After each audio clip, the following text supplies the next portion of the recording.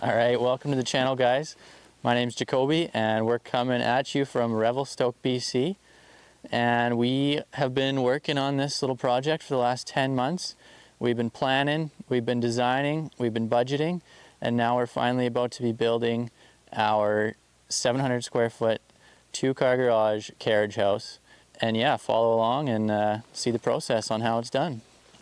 So this is where our building is going to be situated, on this flat building area that was luckily pre-cleared for us when we bought the lot. First step in this process is we've got our 4 corners pinned out, and now I'm just going to be setting up some batter boards so we can excavate this ground.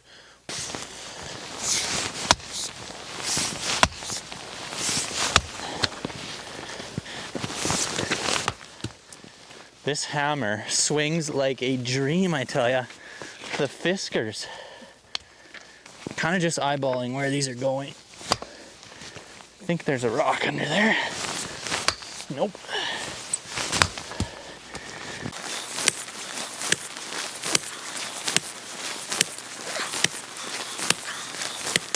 We'll give ourselves about 4 feet back from the foundation corner.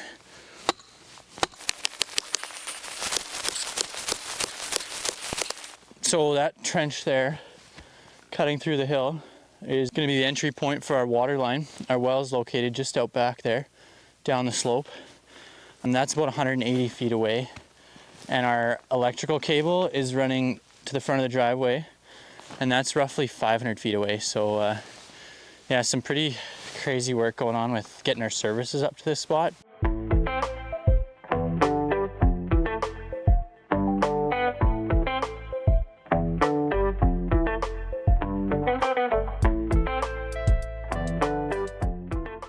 Alright guys, if anyone out there has ever thought about building their own house, you might enjoy these videos.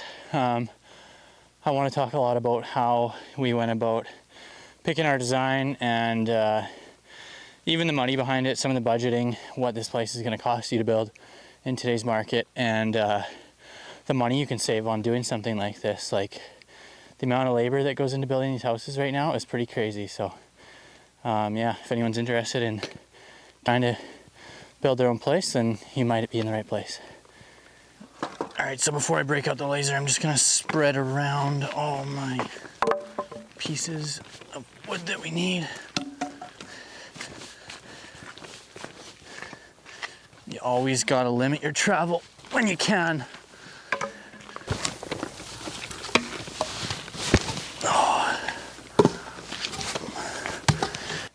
So by no means do you guys have to go out and purchase a Stabila LAR 350 rotary laser, but you are going to need a rotary laser of some sort.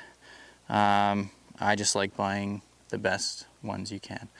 And buy it once and don't buy it again is what I like to say. So here we are with the LAR 350. This thing is a beast. So this is actually the first time using it right here. We're going to break it out and set our foundation heights. Now I'm just finding the highest corner. Although this site does look flat, one of these corners is going to be highest, and we are going to base our height of wall off that, I suppose. So we'll set our ICF forms 6 inches above the highest point on this flat spot. So we're finding that with our rotary laser. So I've just picked any old corner and I've dialed it in, and we're going to go around and see which corner is the highest. So that's quite deceiving. So that was like, I don't know, 4 inches higher than that corner. So we got a slow beep on that one. So that one's lower than that corner. And the same thing here. So that corner over there is our highest corner. We're going to adjust the height of this thing on this grade stick, and now if I want my measurement out in the field to come up by, say, 6 inches, I'm going to lower this unit 6 inches on the grade stick, and that's going to basically bring this unit up by whatever measurement I want. So I'm going to go ahead and do that. So we're at plus 6 inches, so we're going to actually go down to 1 foot, just under 1 foot there. So that's brought me up by 6 inches. Now I want to come up another 2 inches for final grade. So we're gonna put, so this should now be the height of our form. Now I'm gonna go mark this on all my batter board stakes, and then we're gonna run our cross pieces across, and they'll all be set to height. So our batter boards will provide us with a perfectly level string line, exactly where our foundation walls are gonna be. And then we can use it in the future for not only picking our corners, building corners when we start our forms and footings, but also setting the height of our ICF form. So yeah, let's go do that. All right, so I'm just putting a pencil mark on these, and that is gonna be the height of our foundation, yeah. So then I can put my cross braces across and get our string lines perfectly level.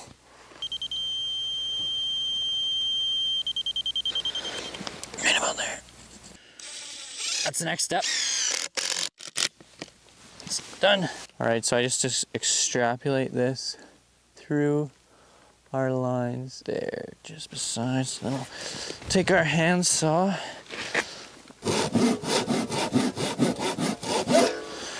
Just gonna grab it as far as I can here.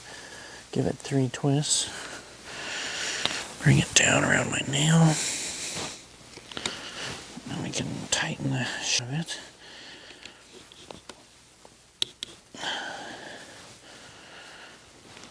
And then I just do 2 wraps at the back and then loop it over itself. And then that doesn't go anywhere.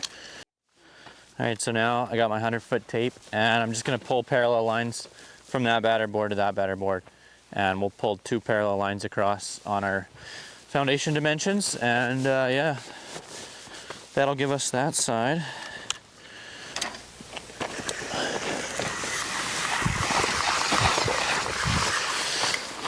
Which puts me right there.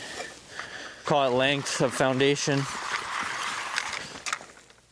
And I'm gonna do the same on that side.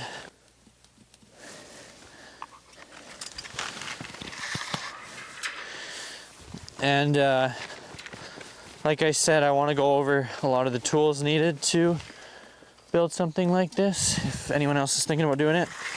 And you're gonna need a steel tape. Make sure you get a steel one, because they don't stretch, or they have a lot less stretch than a typical nylon 100-foot tape measure.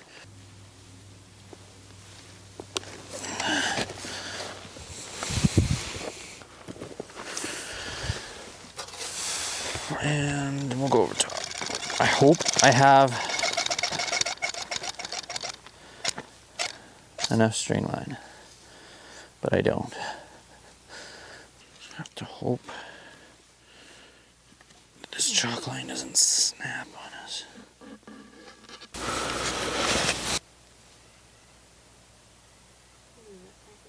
Nutcracker. Clark's Nutcracker. We're gonna get distracted a little bit by the birding here, because it's pretty good. We're calling this place the Osprey because there's a huge osprey nest just over there and over there. And all summer they were flying overhead all day. It was pretty cool.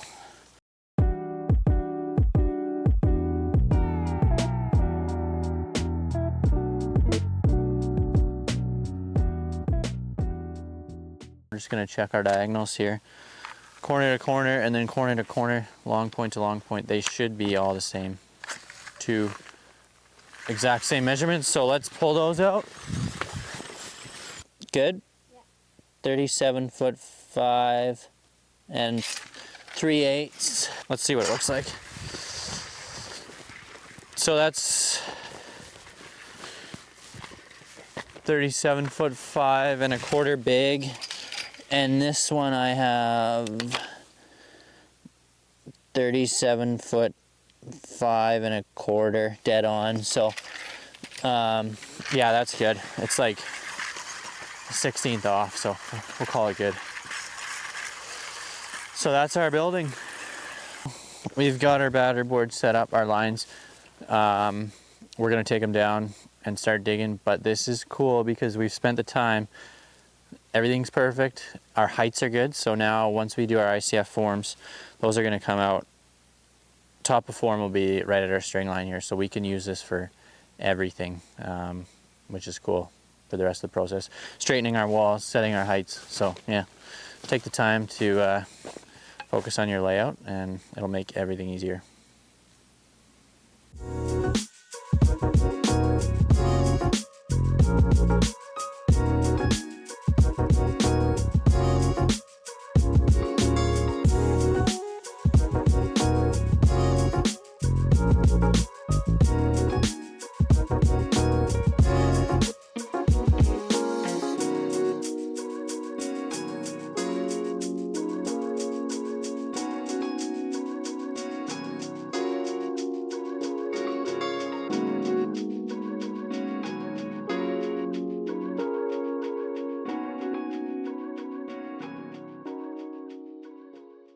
We got a nicer day today. We got some sun. So we're gonna get this foundation done. So first thing this morning, I've gone and reset up my laser to height. Measured up 44 inches, so that's given us room for 2 ICF panels and an 8-inch footing. And yeah, that's gonna sit right on this soil right here. The soil looks pretty good actually. I got some of this nice crushed rock underneath, kind of a layer of clay. So we're basically just skimming the top of that nice rocky area, which is good to see, I think. Not a huge expert on soil, but so I'm just gonna find my last point of grade. While we're actually sitting perfect there. I'm at 1/2 inch high there. So I'm gonna just set my laser stick down there, and I know that I don't have to go any further than that. But yeah, let's get it done this morning. Cold start here for the Bobcat.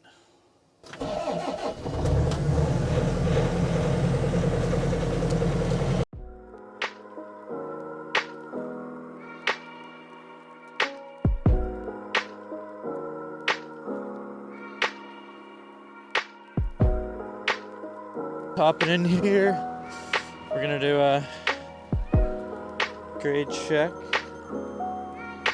Oh, and we got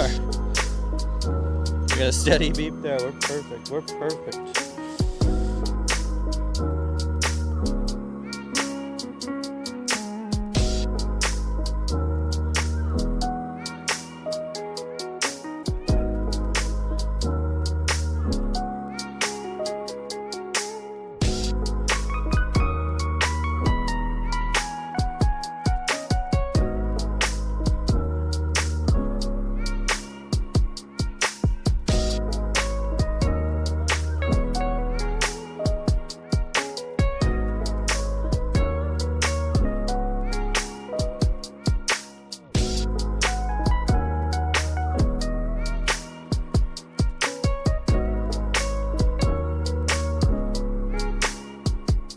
Yeah, gonna start this Monopour system, and I'll show you the parts to it. So this is our main standard footing, bagged footing from Fabform. Yeah, and our corner pieces here.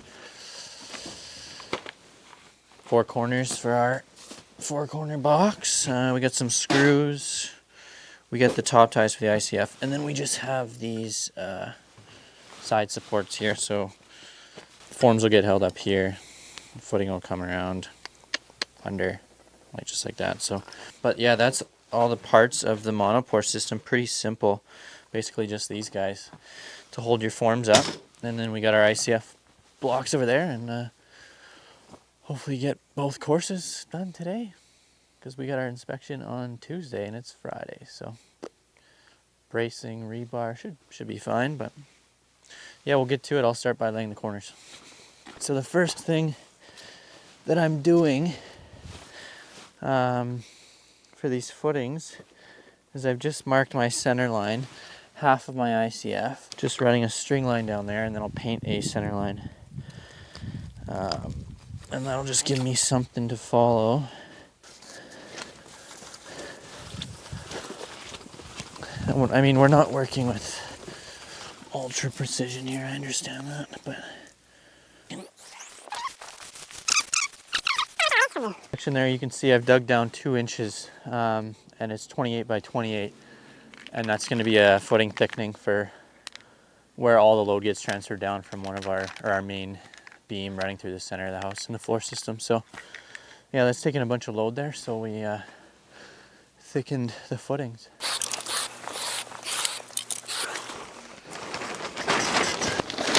Just got our center line there.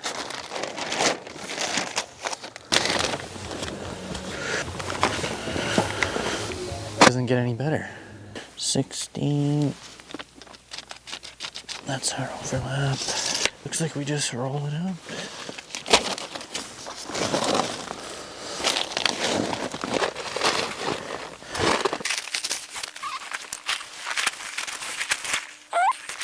That's our first run.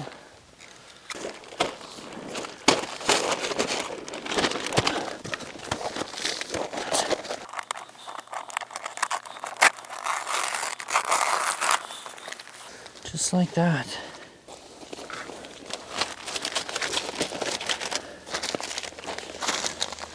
Oh, yeah, pretty cool product so far. I mean, it's cool. Like, this is a mucky, snowy hole, and it's just, your concrete is going to be all contained in there. And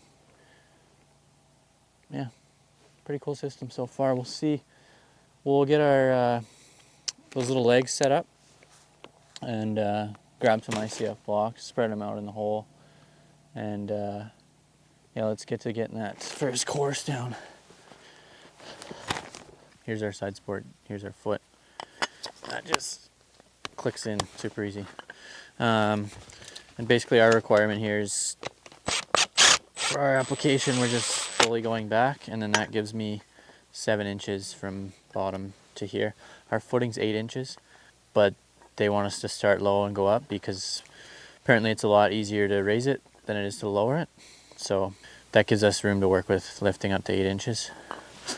Yeah, I'm gonna assemble all these guys, and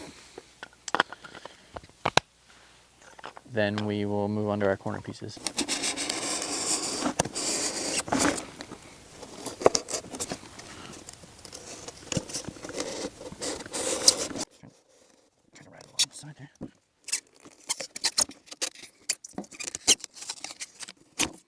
We're gonna have to go with these basically in tight to the corner.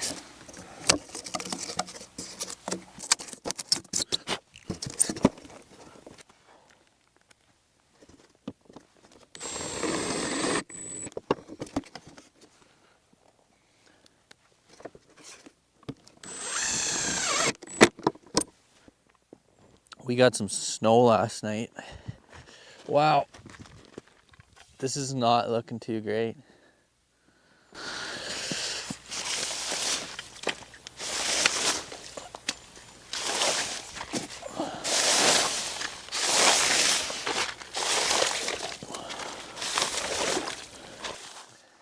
You hung over this morning, Kev? Big night for the boys last night. Worked our asses off trying to burn wood. Luckily, I got some dumb labor out here today with me. Kevin Berg, owner-operator of BC Boondockers. He never was the brightest kid, but he was always the toughest. Yeah, we got her swept. Let's set up some forms. I'll be surprised if this glue works, because it... Oh wow, it does. It's been stored in the cold. Never do like working with up to manufacturer's recommendations though, eh?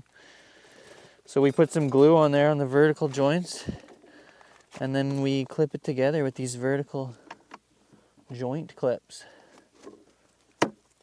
Just like so.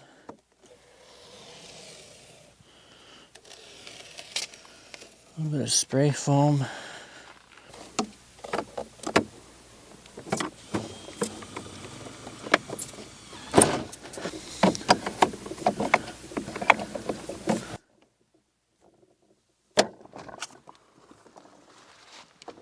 So we're just getting our last piece on here before our infill piece there.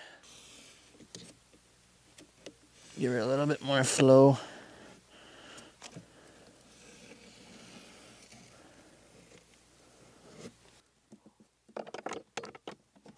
There's that dog again.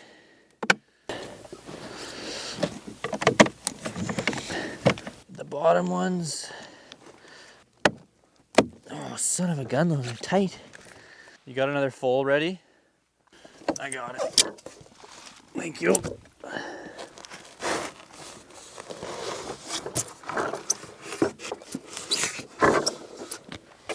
Bump the camera there. This is our last corner, putting her together. We got one going that direction, one going this direction, and then we're gonna cut our little pieces to go inside. But yeah, the boys are finally coming around here. We got heavy in the bush last night. I already told you guys how much stuff we burnt, so if you can imagine what we burnt, we usually stay pretty on par with the beer we're putting into our bodies, so you gotta drink beer and burn wood, right? I'll set this one up here right now. I'll hit her with some glue.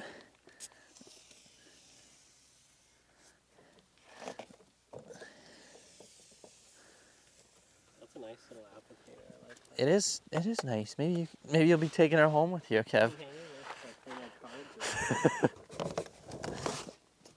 Kevin's getting paid in cigarettes this weekend. Exporting. Well, so yeah, that's our main part of it. We're gonna do a rough level now. We're actually gonna take a break and probably play with some RC cars, fly the drone a little bit, Ooh. have a coffee, because my head hurts. And then we'll do a rough level.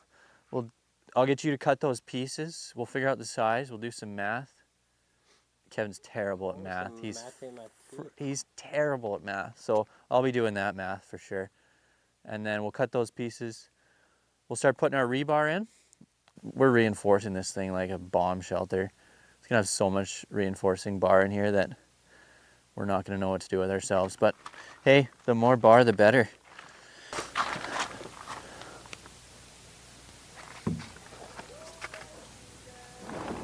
Well, we straightened it out so much. There we go. It's pretty close. Dead on. Well, a little bit in, but that's fine. It's close enough for this first row, and then we'll do our final adjustments later on the next course, our top course. All right, Kev's just marking out the lengths for our infill pieces here. Be sure when you're cutting it to really breathe in the fumes. What if I get it? Here's the new Winans hot knife. Holy How does it go? You like can't even feel it. It's like cutting through air.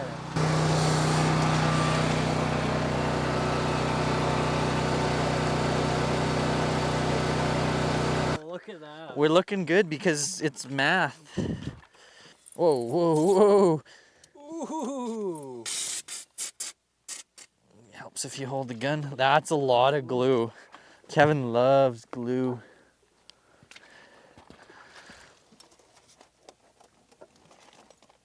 Just like that. I think we need a lot of glue on this one. You want glue? We need tons. You want more glue? I want the can actually. Give him the can. We only have 6 of these cans, so take her easy on the glue, and we're already done one course. So. Give him the can, Dookie. Go ahead, Duke. Give it a ride. Okay. Okay.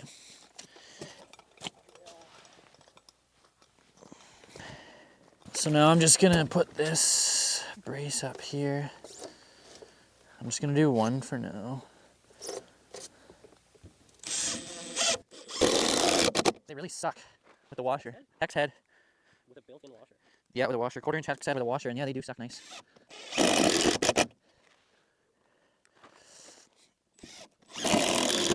Just putting in our second last piece in here. Kevin's gone to get us some bush beers. So we're gonna really start moving now.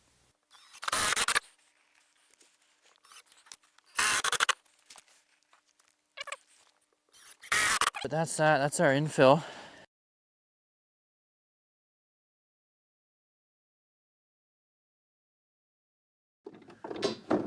All right, just dropping our horizontal rebar in here. You got another 4-foot chunk, maybe?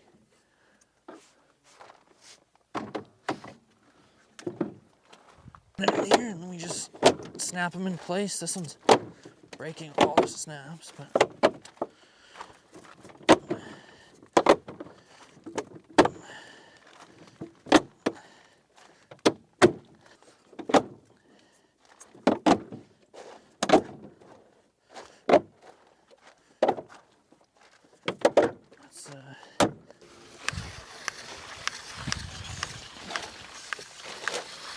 Just check our overall dimensions right now.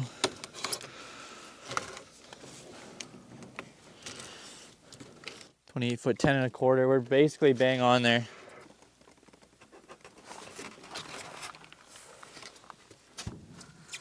Another perfect fit. It's sure is good we got the engineer on site doing all the math. This stuff snaps in so easy, and then it's just done.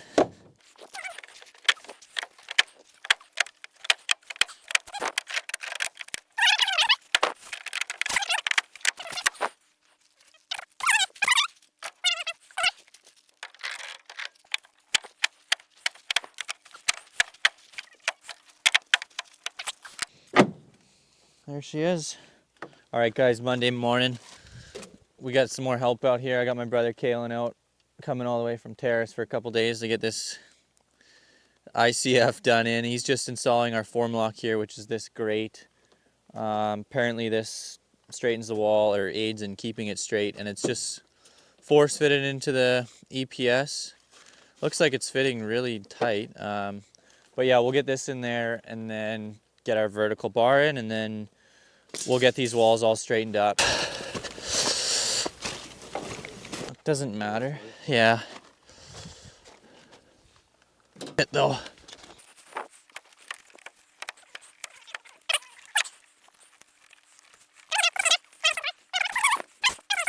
Alrighty, here we go. Last vertical piece. We're just screwing together some L's there. Those are 21 inches. And yeah, they're just gonna go vertically in a system between two lumber 2x4 whalers. But yeah, these will be our vertical uprights.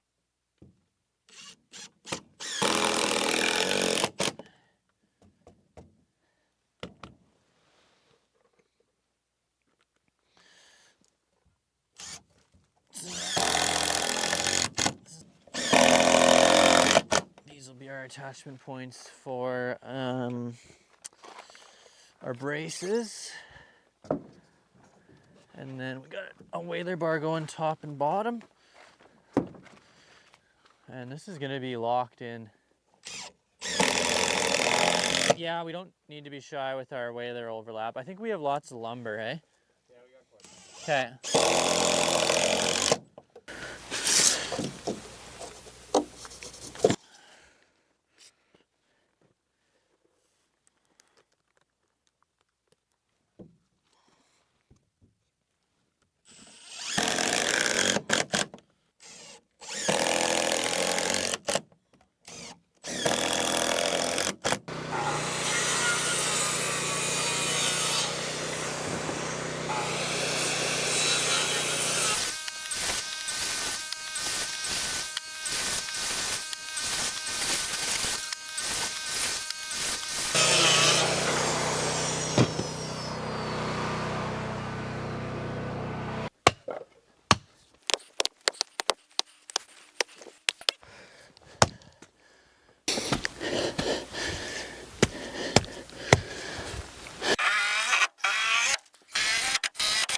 Yes, we got an 1/8 of an inch off our string line there.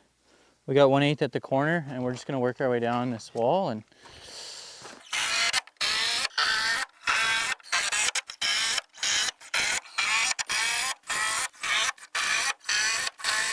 Nice. Good. That's perfect. All the way. I've got one little divot here. But that's going to be a whaler thing because you don't have a brace there. Right? But we're literally a 16th off. So I can live with that. This is not gonna move during the pour. I don't think so. We're not even gonna have to straighten this. Be careful what I say, but I'm pretty confident about this setup. Sweet. So we've just locked in our whaler on this wall. This wall we're done and we're happy with it.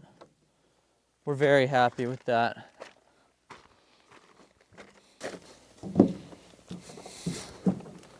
That's you.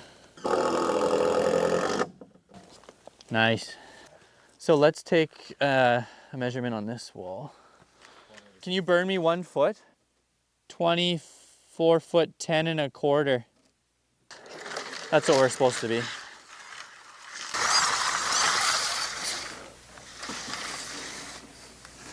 $29 foot 10 and a quarter. We're dead on our measurements. We had the engineer here over the weekend. He was cutting the infills, so I'm glad he got the math right. He claimed he was just dumb labor, but he was doing all the math. 37 foot 5 and a quarter is what we're looking for. And we're 38.5. So we're a 1/4 inch off. So this has to come this way. I'll give her a little push. I think that was it. You good? Oh yeah. Yeah, I'm bang on. 37 foot 5 and a quarter. That's her. Here we go. We got our walls up. I'll just give you a quick walkthrough of our system, take you through all the components real quick here. We got our footing inspection coming today at some point, so we're kind of hustling to get this footing wrapped up, but yeah, we'll get her done. But here's our walls. We got them straightened, all braced on the inside. They're all dead straight and full of rebar. So we got this bag footing here going down here, and then we've got our 2 footing bars running along there. So that is gonna run along the whole bottom, and we just attached those into the tied that into the side supports of the Monopour system, and yeah, give ourselves lots of bar in there. For the top, for the walls, we did 2 rows of horizontal rebar. One on the first course, one on the second course, and then we've got vertical bar running every 16 inches, which is every second web. We've put a 3 foot vertical bar, leaving about just enough coverage down there, probably 3 or 4 inches on average of coverage in the bottom of our footing. For our bracing, we just did whaler bar top and bottom with some L supports in there that we made up, and then we're just all going back to stakes in the middle, and that seemed to work really well. I mean, it's we have no movement in this wall, so, and yeah, we're dead straight everywhere, so that's that. We're gonna attach this footing, this bag footing now, with these plywood strips here. Those are just gonna go in here. I'll get the other camera out and we'll film that, but we just do our full distance at this black line, which is like 24.9 inches. But yeah, we'll get this bag footing up, attached all the way around, inside, outside, for our footing inspection in a couple hours. So here we go. Good thing I got Kaylin with me today. And then we'll do our door bucks for the entry door, which is going right here, and then garage door, which is along that front wall. We haven't braced that yet, but we are going to brace that up.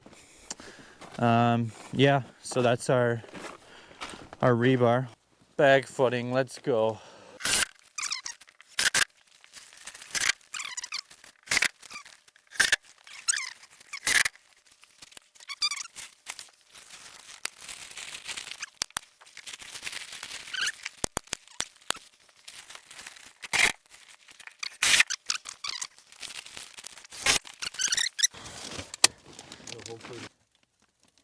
good. The bag footing, we've just tacked it for now. We're gonna go back around and probably screw every web, because I don't know, it's quite a bit of pressure on here. So yeah, we'll screw every web, but that's where she goes. All right, guys, we just finished up here with our first footing inspection, first and only, but our first inspection out of 6. And yeah, we got the bag all closed up around the outside. We are going to, I've just sucked all the water out of the footing, and we're going to close up the inside now, same way we did it on the outside. Then that'll be all closed up. But yeah, inspection was good. Just had to get the water out of the footings, and that was it. So not too bad.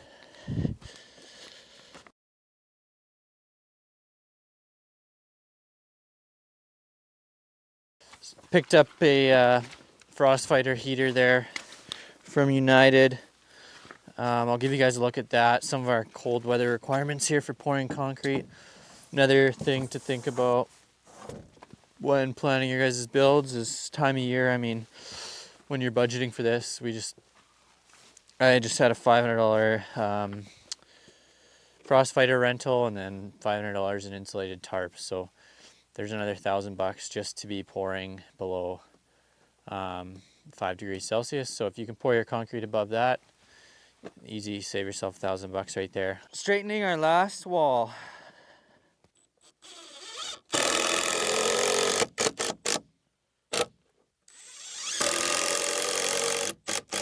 More? Yeah, quite a bit more. Here,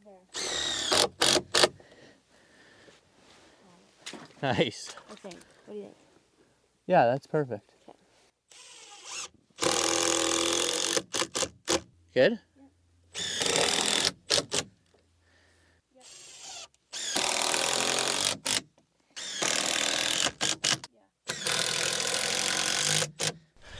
All right, we got the old lady on camera duties right now, so eating Oreos, she's done working.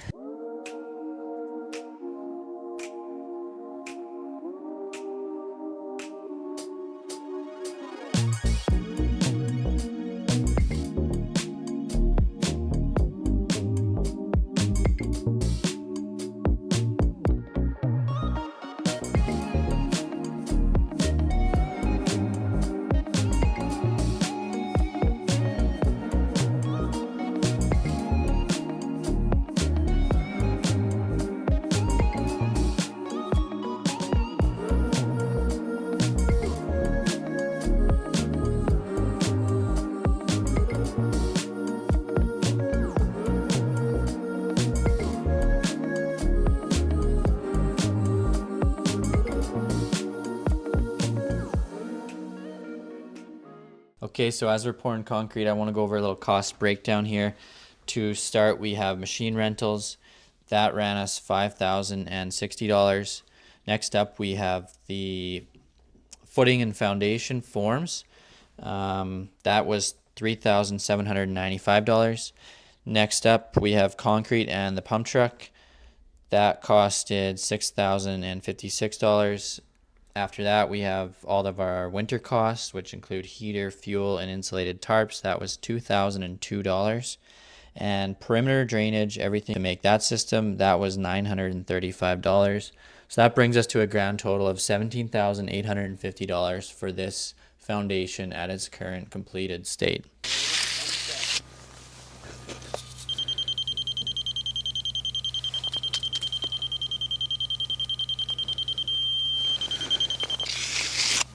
So just finished up here with our pour.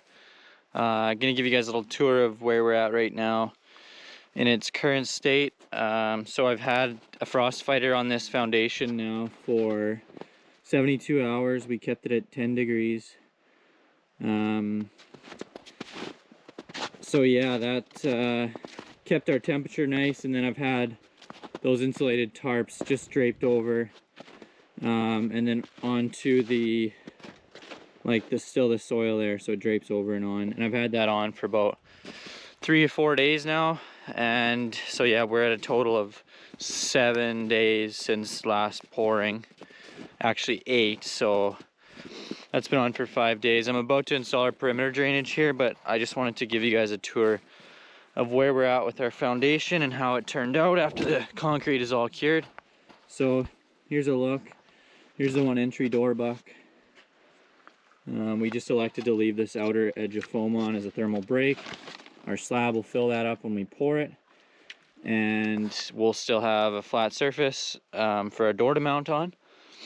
And then we also get a thermal break in there, so we'll see how that goes. And then again, we'll get stuff like that on the thermal imaging camera later on once the house is complete and see how we did on some of those things. So hopefully it turns out okay. The bag footing filled up really well, rock hard in there, so that filled up everywhere. We got our spots here to our enlargements worked out well. Just yeah, so that was nice to see. Did take a bit of coaxing to fill up this bag. We poured out about a 5 slump. I could have went to a 6, but then it would have even taken longer to set up on us that day. So what can you do? Everything turned out pretty flat, straight. So yeah, the bracing worked out well, which is good to see. We got a garage door buck here. This is just going to be a thickening in our slab. Beef that guy up to protect from any freeze thaw cycles, or I mean, yeah, freeze thaw in the concrete there. That could be a issue prone to cracking. Our other enlargement here, this big daddy. So those came out to our desired width, which was great, and our depth, of course, because we dug down. So honestly, I was a little concerned about the bags working out in that area, but they turned out great. Tarps on the inside there, so we can't see, but I'm gonna leave that tarp inside. I'm basically starting off the day here by we're gonna put some crush or some drain rock down, and we're gonna put that all the way around, lay a nice bed of 6 inches of drain rock around the footing, and then we're gonna put our perimeter drainage on top of that. We're using some 4-inch PVC perforated pipe. I'll get to that though pretty soon here, but here we go. I've got a massive day of transporting material from the way bottom of the driveway to up here, so it's gonna be a lot of shoveling. So I'm gonna get to it and hopefully be able to film this little process of the perimeter drainage.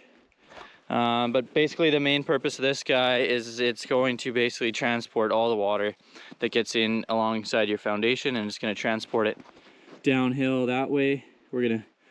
Our lowest corner is going to be here, and it's going to go out, and we have a big kind of steep bank over there that we're going to put this to daylight, and all the water is just going to drain out. So we'll add some clean outs. We're going to do this the proper way. So there's a good article on BC Housing about foundation drainage techniques, so that's kind of where I'm taking everything from.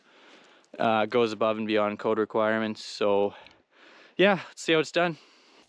So I've got our drain rock roughly, well, pretty evenly graded on a 1% slope. So we started there in a low corner, and we're working our way up to our high corner over there. I've got a couple pieces laid out in the system here. I'm just laying down some pipe now. We're gonna make our way around the house, turning the corners with these long bend 90s, and then we're putting clean outs at every corner upstream of these 90s. So you're gonna have clean outs everywhere. Now I'm just installing all our vertical clean out pipes. So this is gonna provide access. These are non-perforated, and they're just gonna provide access in the future for maintenance of this system. You can flush it out, deal with any clogs or whatever through the perforations. And yeah, so that's what I'm doing here, just securing it, kind of using what we had around the shed. I got some rigid insulation here as a spacer, and then just some steel strapping, securing this to the wall. These are plumb, and yeah, I did this one. I'll do this one here for you guys, and we'll get to it. I got 5 of these clean outs around the building to do, and then we're gonna go pick up the skid steer and backfill this thing. Oh, leaking on the concrete there. A little bit of primer.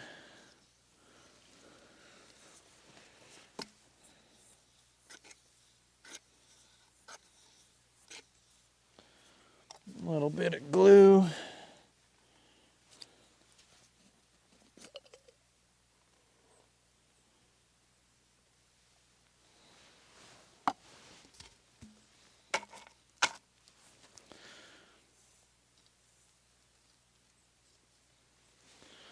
Glue on there, and then lots of glue on here.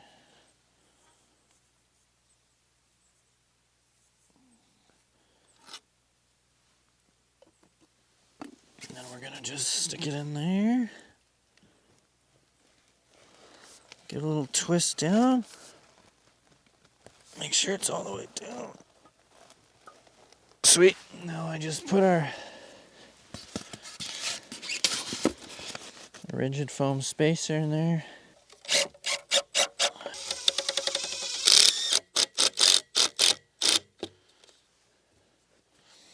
Okay, now with that there, I can just plumb this up exactly where I want it.